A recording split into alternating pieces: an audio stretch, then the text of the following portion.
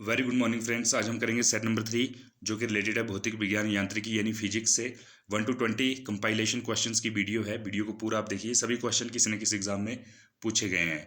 आपके एग्जाम में एक साइंस इन एवरीडे लाइफ नाम से एक टॉपिक रहता है या जनरल फिजिक्स या जनरल साइंस, तो उसी सेक्शन को भौतिक विज्ञान यांत्रिकी कंप्लीट करेगा, कवर करेगा। तो वीडियो अच्छी लगे तो वीडियो को आप लाइक जरूर कीजिए, कोई डाउट हो तो कमेंट कीजिए, और यदि आप इस चैनल पर आप नए हैं बीएसवी स्टडी सर्कल पर तो प्लीज़ आप चैनल को सब्सक्राइब आप जरूर कीजिए ताकि सबसे पहले नोटिफिकेशन आप तक पहुंचे और आप वीडियो आप पूरी आप देख सकें।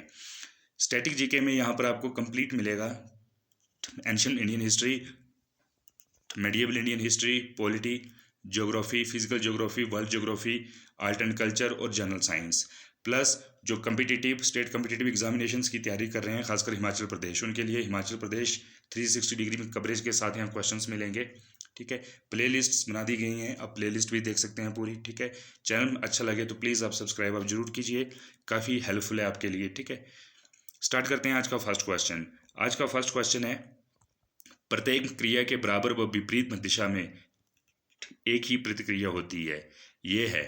ठीक है, तो न्यूटन का गति विषयक तृतीय नियम यानी थर्ड लॉ ऑफ मोशन या थर्ड लॉ ऑफ न्यूटन। ठीक है, तो राइट आंसर यहां पर हो जाएगा आपका ऑप्शन नंबर सी। ठीक है, और इंग्लिश में होगा इसका to every action there is equal and opposite reaction. ठीक है, आगे मूव करते हैं। सेकंड क्वेश्चन, जल में तैरना न्यूटन के गति के किस नियम के कारण संभव है? तो देखिए जो स्विमिंग है वो न्यूटन के थर्ड लॉ की वजह से संभव है, क्योंकि to every action there is equal and opposite reaction. जितना पानी हम पीछे हटाएंगे, जितने हाथों से हम पीछे की ओर फोर्स हम लगाएंगे, उतना ही हम और आगे जाएंगे। ठीक है, तो यहाँ राइट आंसर हो जाएगा आपका थर्ड लॉ या तृतीय नियम। आगे मूव करते हैं। थर्ड क्वेश्चन, कोई पिंड तब तक विरामावस्था में ही बना रहेगा जब तक उस पर की बाहरी बल कार्य ही करता है, ये कथन किसका है? तो देखिए कोई भी ऑब्जेक्ट है, ठीक है, अगर वो स्टैटिक स्टेज में है या वो रुका हुआ है तो वो रुका ही रहेगा, और यदि वो चल रहा है तो वो चलता ही रहेगा जब तक कोई एक्सटर्नल फोर्स अप्लाई ना की जाए। ये लॉ है न्यूटन का। ठीक है, और कौन सा लॉ है? फर्स्ट लॉ ऑफ न्यूटन है। ठीक है, तो यहाँ राइट हो जाएगा फर्स्ट लॉ ऑफ न्यूटन। ठीक है, तो न्यूटन राइट आंसर रहेगा। आगे मूव करते हैं। बल की परिभाषा आती है न्यूटन के कौन से सिद्धांत से या नियम से? तो बल मतलब फोर्स, तो फोर्स की जो डेफिनेशन है वो गति के पहले नियम से हमें मिलती है। ठीक है, और जो कि है अगर कोई वस्तु स्टैटिक स्टेज में है, रुकी हुई है, तो वो रुकी रहेगी, यदि वो चल रही है तो वो चलती रहेगी अनटिल और अनलेस हम कोई एक्सटर्नल फोर्स अप्लाई ना करें। ठीक है, तो यहाँ राइट आंसर हो जाएगा फर्स्ट लॉ ऑफ मोशन या गति का पहला नियम। आगे मूव करते हैं। Fifth question. फिफ्थ क्वेश्चन है, किसी पिंड उस गुणधर्म को क्या कहते हैं जिससे भी सीधी रेखा में विराम या एक समान गति की स्थिति में किसी भी परिवर्तन का विरोध करती है? तो देखिए कोई ऑब्जेक्ट जो है उसका एक कोई विशेषता पूछी गई है, अगर वो सीधी एक स्ट्रेट लाइन में है, रेस्ट में है या कांस्टेंट वो चल रही है, तो वो किसी भी स्थिति का परिवर्तन विरोध करती है। ये है आपको जड़त्व का नियम या लॉ ऑफ इनर्शिया। जड़त्व को इनर्शिया भी बोल देते हैं इंग्लिश में। ठीक है, तो यहाँ राइट आंसर हो जाएगा आपको ऑप्शन नंबर बी, जड़त्व। आगे मूव करते हैं। इंपॉर्टेंट, न्यूटन के पहले जो नियम है उसको क्या कहते हैं? जो न्यूटन का पहला नियम है उसे जड़त्व का नियम कहते हैं या लॉ ऑफ इनर्शिया भी कहते हैं। ठीक है, तो न्यूटन के 3 लॉज थे, फर्स्ट, सेकंड एंड थर्ड। ठीक है, तो जो फर्स्ट लॉ है, ठीक है, इसको लॉ ऑफ इनर्शिया भी कहा जाता है। फर्स्ट, सेकंड, जो हमें फोर्स की डेफिनेशन मिलती है वो भी हमें फर्स्ट लॉ से ही मिलती है। ठीक है, तो राइट आंसर यहाँ पर हो जाएगा जड़त्व का नियम। आगे मूव करते हैं 7वें क्वेश्चन की तरफ। गाड़ी खींचता हुआ घोड़ा किस बल के कारण आगे बढ़ता है? तो देखिए जो घोड़ा गाड़ी है, एक घोड़ा यदि कोई गाड़ी खींच रहा है तो वो कौन सी फोर्स के कारण वो आगे बढ़ता है? तो राइट आंसर है पृथ्वी द्वारा घोड़े के पैरों पर आरोपित बल। तो देखिए जो अर्थ है वो घोड़े के फुट्स पर, पैरों पर एक फोर्स एक्सर्ट कर रही है। ठीक है, इसी की वजह से घोड़ा गाड़ी खींचते हुए आगे बढ़ता है। तो राइट आंसर हो जाएगा ऑप्शन नंबर डी। आगे मूव करते हैं 8वां क्वेश्चन। ठीक है, इंपॉर्टेंट है। चलती हुई बस जब अचानक से ब्रेक लगाती है तो उसमें जो बैठे हुए यात्री है वो आगे की दिशा में गिरते हैं, इसको किसके द्वारा समझाया जा सकता है?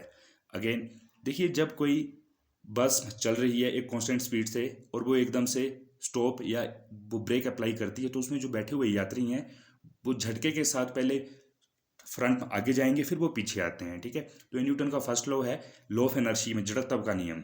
ठीक है, क्योंकि जो बस और जो बॉडी है, ठीक है, बॉडी को बस में एक आदत, एक टेंडेंसी गेन हो चुकी है कि वो एक लीनियर मोशन में चल रही है। ठीक है, स्ट्रेट लाइन में चल रही है। जैसे ही वो रुकेगी तो बॉडी विरोध करेगी इस चीज़ का, क्योंकि बॉडी तो अभी आपकी मोशन में ही है। ठीक है, स्टॉप हुई है बस। ठीक है, तो इसलिए पहले जो यात्री है वो आगे जाएंगे, फिर वो पीछे आएंगे। तो जो फर्स्ट लॉ ऑफ न्यूटन है, यानी लॉ ऑफ इनर्शिया भी बोल देते हैं इसको, इसी से इस चीज़ को हम समझ सकते हैं। तो राइट आंसर है ऑप्शन नंबर बी, न्यूटन का पहला नियम या सिद्धांत। आगे मूव करते हैं हम 9th क्वेश्चन। रॉकेट की कार्य प्रणाली किस सिद्धांत पर आधारित होती है? ठीक है, तो देखिए जो जो रॉकेट है, ठीक है, उसमें जो न्यूटन का थर्ड लॉ है, to every action there is equal and opposite reaction, उसी का काम होता है और वही चलता है। ठीक है, तो यहाँ राइट आंसर हो जाएगा ऑप्शन नंबर फर्स्ट, न्यूटन का थर्ड लॉ या तृतीय नियम। आगे मूव करते हैं हम 10th क्वेश्चन। अश्व यदि एकाएक चलना प्रारंभ कर दे तो अश्वारोही के गिरने की आशंका का कारण है क्या? ठीक है, मान लीजिए आप एक घोड़े पर बैठे हो, हॉर्स राइडिंग कर रहे हो। ठीक है, अभी जो घोड़ा है वो भी स्टैटिक है और आप भी स्टैटिक हो उसके ऊपर बैठकर। ठीक है, घोड़ा अगर स्टार्ट हो जाता है चलने और यदि आप उस मोशन की टेंडेंसी को गेन आप नहीं कर पाते हैं, ठीक है, तो आपके में गिरने की आशंका रहेगी। तो ये आपका विश्राम जड़त्व या स्टैटिक इनर्शिया। ठीक है, यह मैं रेस्ट इनर्शिया। ठीक है, तो राइट आंसर हो जाएगा आपका ऑप्शन नंबर सी, विश्राम जड़त्व। ठीक है, इसको बोल देते हैं हम विश्राम जड़त्व को रेस्ट ऑफ इनर्शिया। आगे मूव करते हैं हम। क्रिकेट का खिलाड़ी में तेजी से आती हुई बॉल को क्यों अपने हाथ को पीछे खींचकर पकड़ता है? अब देखिए जो क्रिकेट का जो खिलाड़ी है वो तेज आती हुई गेंद को अपने हाथों में पकड़ने के लिए हाथों को पीछे की ओर करता है, क्योंकि बॉल विश्राम की स्थिति में आ सकती है। ठीक है, तो यह राइट आंसर है ऑप्शन नंबर फर्स्ट। ठीक है, आगे मूव करते हैं। वर्म गुणनफल है, जो बल है फोर्स, ठीक है, मास मल्टीप्लाई में एक्सेलरेशन। ठीक है, तो मास को कहते हैं द्रव्यमान और एक्सेलरेशन को कहते हैं त्वरण। तो यहाँ राइट आंसर हो जाएगा द्रव्यमान और त्वरण का गुणनफल है बल यानी force. Force is equal to mass into acceleration. आगे मूव करते हैं। जब कोई व्यक्ति में चंद्रमा पर उतरता है तो उसके में शरीर में उपस्थित भार घट जाता है तथा मात्रा अपरिवर्तित रहती है। देखिए यहाँ क्या है, देखिए एक सिंपल सी स्टेटमेंट है, weight varies whereas mass constant.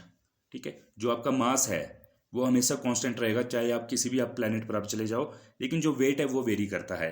अब जैसे अगर आप मून पर जाते हो तो वहाँ पर 1/6 हो जाता है वेट, है ना, तो वेट वेरिएबल है जबकि मास कांस्टेंट है। तो यहाँ राइट आंसर हो जाएगा भार घट जाता है तथा मात्रा यानी जो मास है वो अपरिवर्तित रहते हैं। ठीक है, तो राइट आंसर हो जाएगा यहाँ पर ऑप्शन नंबर बी, भार घट जाता है और मात्रा आपकी कांस्टेंट रहती है। आगे मूव करते हैं। यदि हम भूमध्य रेखा से ध्रुवों की ओर जाते हैं तो जी का मान, अब जी क्या है, जी है आपकी एक्सेलरेशन ड्यू टू ग्रेविटी। ठीक है, अगर हम भूमध्य रेखा से ध्रुवों की ओर जाते हैं यानी सेंट्रल लाइन से इक्वेटर से अगर हम टुवर्ड्स पोल्स की तरफ हम जाएंगे तो जी की वैल्यू बढ़ती है।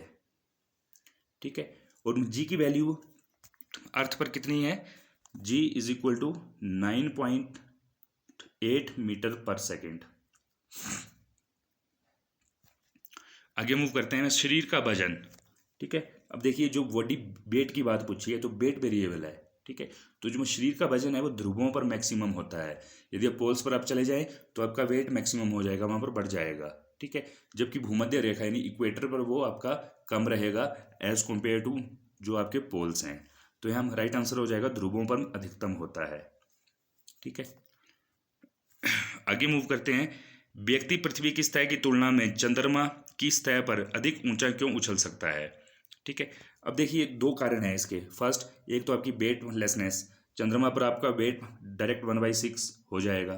ठीक है, यदि अर्थ पर 60 kg है तो चंद्रमा पर वो 10 kg रह जाएगा। और दूसरा कारण है चंद्रमा में गुरुत्वाकर्षण के कारण त्वरण यानी एक्सेलरेशन पृथ्वी की तुलना में कम होता है।